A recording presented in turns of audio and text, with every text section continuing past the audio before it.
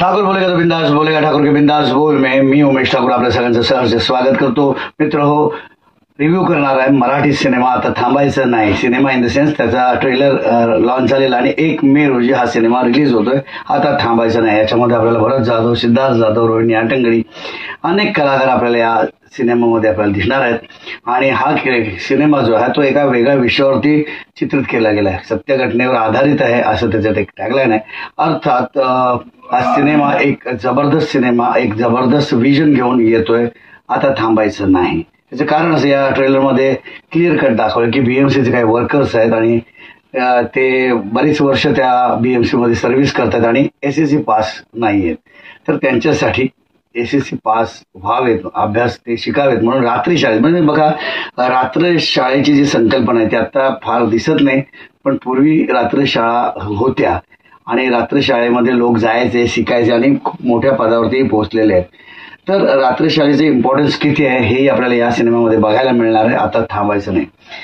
यामध्ये या ट्रेलर बघताना असं जाणवलं की हे जे लोक आहेत म्हणजे बीएमसीचे वर्कर्स आहेत ते रात्री शाळेत जातात, शिकायला लागतात, एससीसी शिकतात. म्हणजे रोजची जी रूटलाईन झालेली आहे त्यांची ती सगळी चेंज होते आणि मग काय गंमत करते हे सगळं आपल्याला बघायला मिळणार आहे. आता थांबायचं नाही.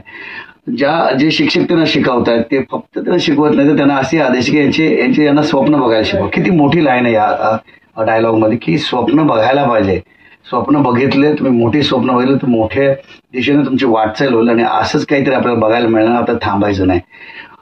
खूपच छान कॉन्सेप्ट आहे. म्हणजे एक बीएमसी वर्कर्स त्यांना शिक्षित करण्यासाठी म्हणजे एसएससी पर्यंत शिक्षण तरी दिलं पाहिजे आणि त्यानंतर स्वप्न बघायला लावणं.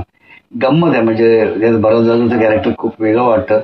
मग ते भरत जाधव आपल्याला दारूचे सिक्वेन्स आहे की पितो, अमुक करतो, तमुक करतो, मग शाळा काय, तर शाळेचे इम्पॉर्टंट नातू विचारतो तुम्ही शाळेत जाता का.